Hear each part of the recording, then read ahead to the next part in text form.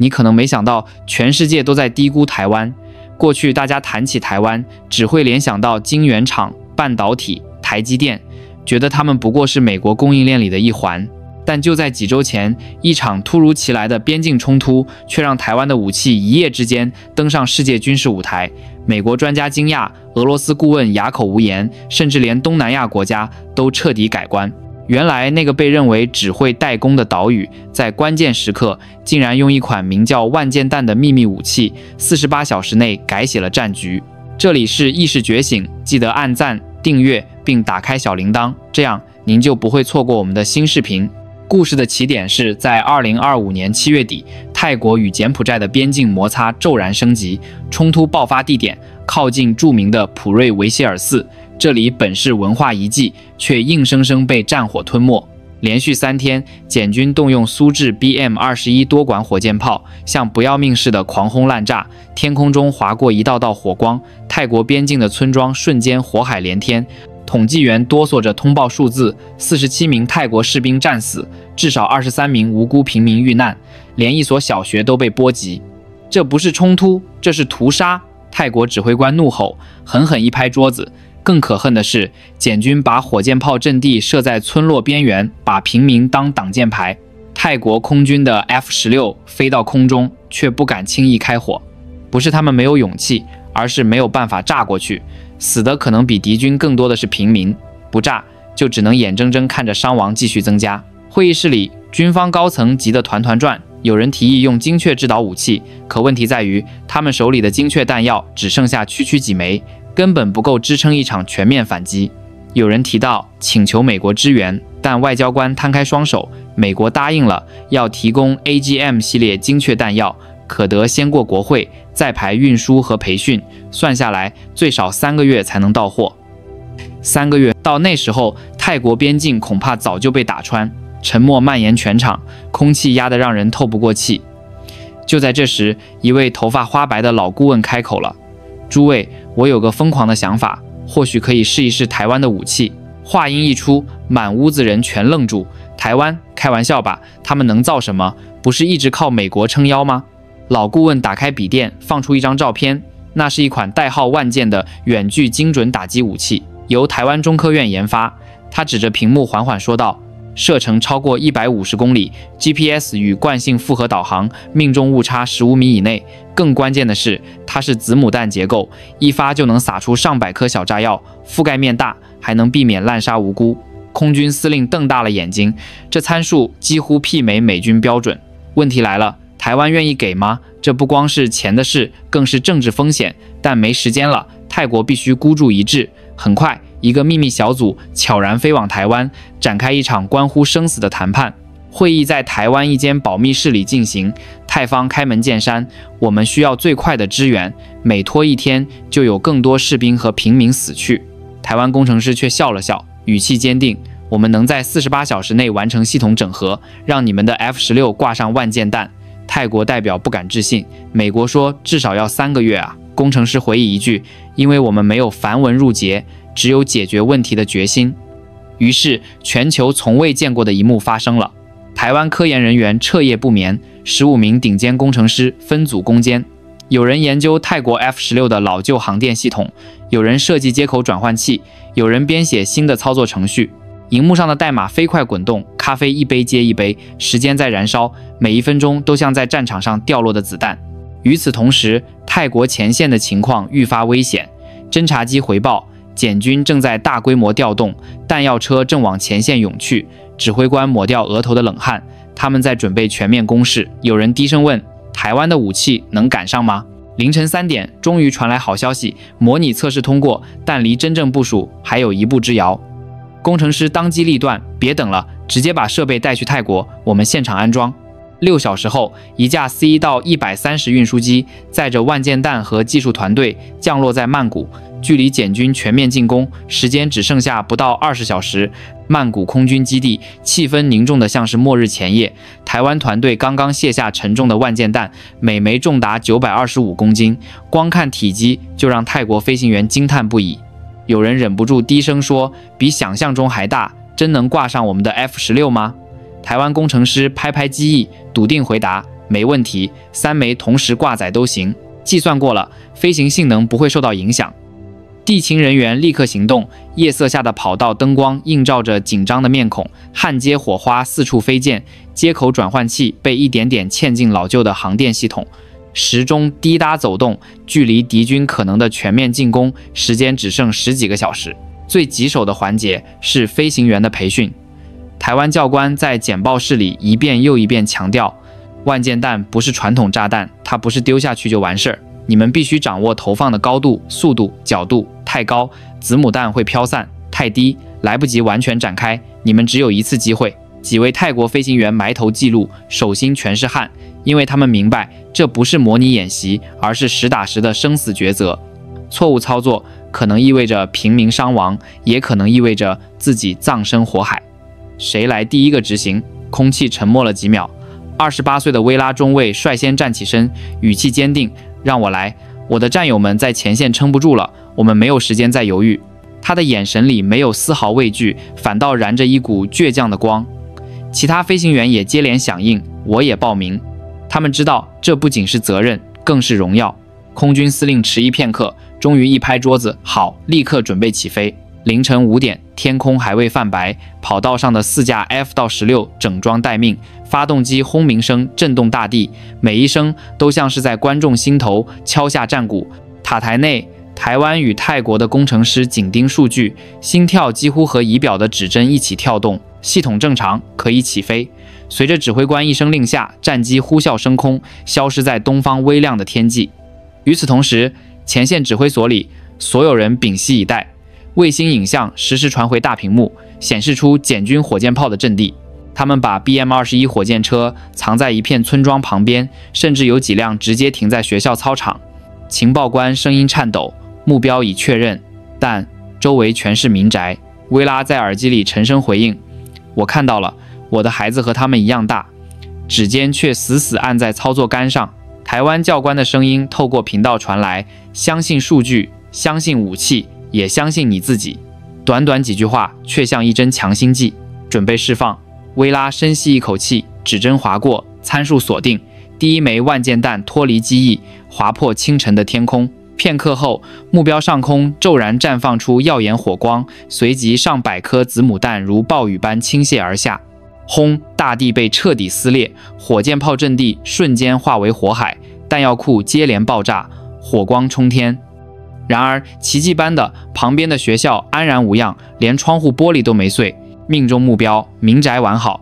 地面观察员激动地大喊，指挥所内一片欢呼，有人甚至忍不住流下眼泪。但战斗才刚开始，其余3架战机迅速跟进，15分钟内投下全部16枚万箭弹，轰炸像外科手术般精准。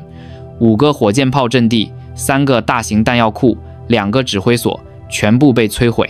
整整37门火箭炮被彻底报废，简军原本80%的火力一夜之间化为乌有。更令人震惊的是，平民零伤亡。CNN 记者就在现场，镜头记录下了这难以置信的一幕：火箭炮阵地成了焦土，而不足50米外的民宅竟然连铁皮屋顶都未曾掀起。记者激动的声音颤抖：“这是一场史无前例的精准打击，我从未见过。”消息像野火般传遍全球。路透社快讯标题写道：“台湾武器48小时内扭转战局。”美联社更直白：“美国需要3个月，台湾只用了2天。”各国专家一片哗然。英国《詹氏防务周刊》资深编辑评价，万箭弹的表现已经跻身世界顶尖水准。美国智库专家则半带讽刺：“看来我们真低估了台湾，他们不仅能造芯片，还能造高精度武器。”而在战场上，薇拉从战机上走下时，迎来的是英雄般的掌声。记者追问他感受，他沉默几秒，回答只有3个字：非常完美。消息传回曼谷，泰国军方高层简直不敢相信自己的眼睛。前线报告一再确认，简军火箭炮阵地几乎被一网打尽，剩下的残兵根本掀不起波澜。国防部长在记者会上忍不住哽咽：“这场胜利拯救了无数生命，我们要感谢我们的朋友台湾。”这句话一出，国际舆论瞬间炸锅。过去在东南亚谈到军火，大家只会想到美制武器或俄制装备，可如今一个被标签为代工厂的台湾，却在关键时刻挺身而出，把战局硬生生拉回了平衡。CNN 头条用词直接，台湾的武器救了泰国。美联社讽刺意味更浓，美国军火要3个月，台湾只要2天。路透社则冷静点评，这是军火市场秩序的拐点。更有意思的是俄罗斯的反应。俄国军事节目里一位专家脸色难看，必须承认，台湾的万箭弹完全克制了我们的 BM-21火箭炮。可别忘了，那些火箭炮是50年前的设计，言外之意是想把责任推到武器老旧。但话还没说完，主持人追问，那为什么你们的新一代火箭炮也没能出口东南亚？全场一片尴尬。韩国方面立刻派出考察团，低调却迅速。内部有人直言，如果台湾能提供更便宜、更精准的武器，我们凭什么还要花高价买美国货？日本防卫省也不得不重新评估台湾的军事潜力。过去他们只把台湾当作伙伴，如今第一次意识到这个伙伴或许已经具备独立的战略价值。而最焦虑的是菲律宾。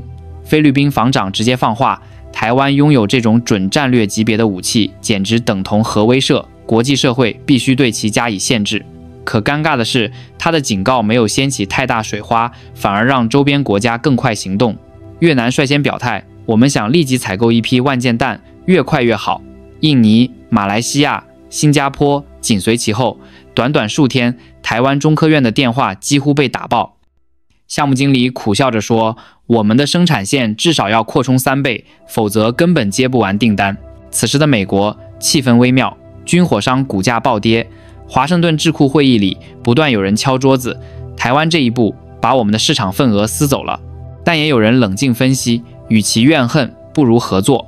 台湾军工展现的是效率，而我们拥有规模与体系，两者结合或许还能巩固霸权。然而问题在于，台湾的成功恰恰证明了小而灵活的另一种可能。而在泰国，英雄薇拉成了媒体追逐的焦点。他在镜头前动情地说，台湾的朋友们，你们创造了奇迹，没有万箭弹，我们可能已经撑不住了。这句话一夜之间刷爆社交媒体，网友热议，谁说台湾只能造芯片？他们造的武器比芯片更硬核，战场胜利只是开端，真正震撼人心的是背后折射出的格局转变。过去几十年，国际军火市场几乎被美国、俄罗斯、欧洲三分，可台湾这一役证明了创新、高效、灵活，也能打破垄断。台湾科研团队没有丝毫松懈，就在战后第2天，他们已经在龙潭基地继续研发新一代万箭弹，目标是射程提升到300公里，同时把成本再降低30%。一位工程师说，要让更多国家买得起，这样才能扩大我们的安全网络。这话背后藏着另一层含义，台湾不只是要卖军火，更要把自己绑进更多国家的防务体系里。外交圈里有人感叹，泰国这一役其实是台湾的一次战略秀场。48小时的奇迹不只是军事胜利，更是外交资本的暴涨。东南亚国家开始重新计算，如果手里握着台湾的武器，是否意味着未来能在地区博弈中多一分底气？与此同时，中东、非洲、拉美甚至东欧的军购代表也纷纷飞往台北，订单从4面8方涌来。有人形容电话响到停不下来。一位不愿具名的工程师笑着说，这感觉像是突然从小厂变成了世界巨头，但在荣耀背后也埋下了隐患。有人提醒，台湾卖出的不是普通商品，而是可以左右局势的战略武器。这种扩散会不会引发新的军备竞赛？联合国安理会甚至有人提出议题，要求对台湾的军火出口进行讨论。可现实是，没几个国家真心想遏制，因为买的人比喊的人多。战后第7天，台北龙潭科研基地再次灯火通明。会议室里，工程师们并没有因胜利而松懈，反而比以往更加忙碌。白板上写着醒目的字，万箭弹300公里版本立项。项目负责人语气坚定，这次的成功只是起点，我们要趁热打铁。在他们看来，战争是一面放大镜。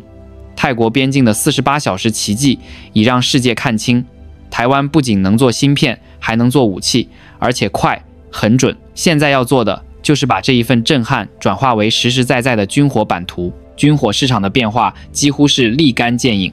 短短2周内，来自中东的代表团抵达台湾，带来了庞大的采购清单。他们想要的不只是万箭弹，还包括相关的接口技术、能迅速嫁接到不同型号的战机上。非洲的某些国家则直接表态，我们没钱买美国货，但可以买得起台湾的。一句话点破核心，台湾不仅有技术，还有价格优势，甚至东欧某些处在紧张局势的国家也悄悄打探，如果万箭弹能快速交货，我们愿意立刻下单。毕竟他们最需要的正是这种48小时能见效的武器。国际军火市场第一次出现一个不依靠传统大国却能掀起风暴的玩家，有人称台湾为新兴军火黑马，有人甚至戏称台积电是护国神山，万箭弹是护国利剑。然而伴随订单暴涨，争议也随之而来。联合国安理会有国家提出动议，声称台湾的武器出口会引发地区军备竞赛，必须加以限制。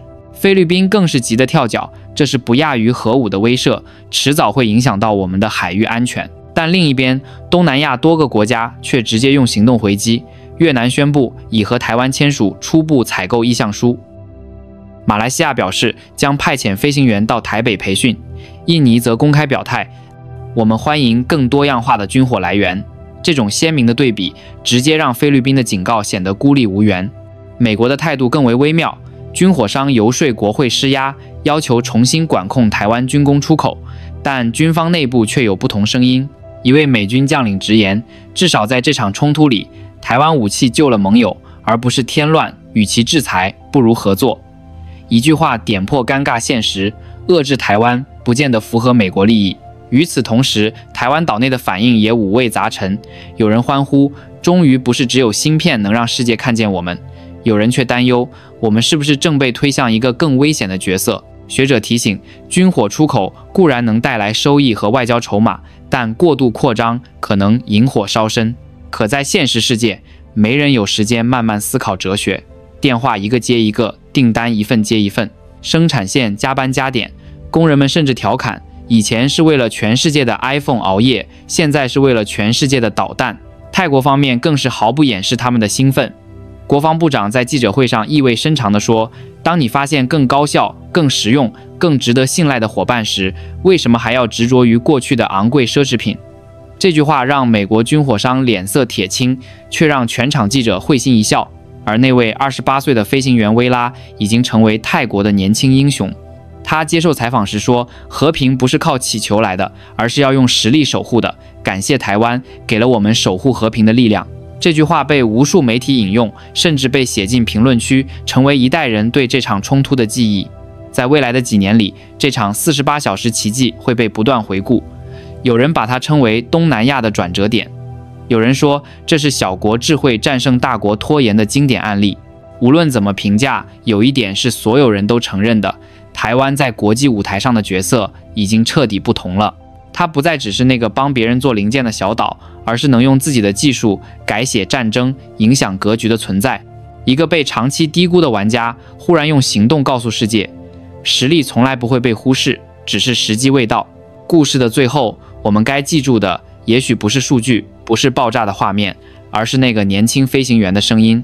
薇拉说，如果你想要和平，就必须先拥有让敌人不敢冒犯的力量。这就是万箭弹的真正意义，它不仅是一件武器，更是一种提醒。在这个动荡的世界，真正能扭转命运的，从来不是口号，而是实力。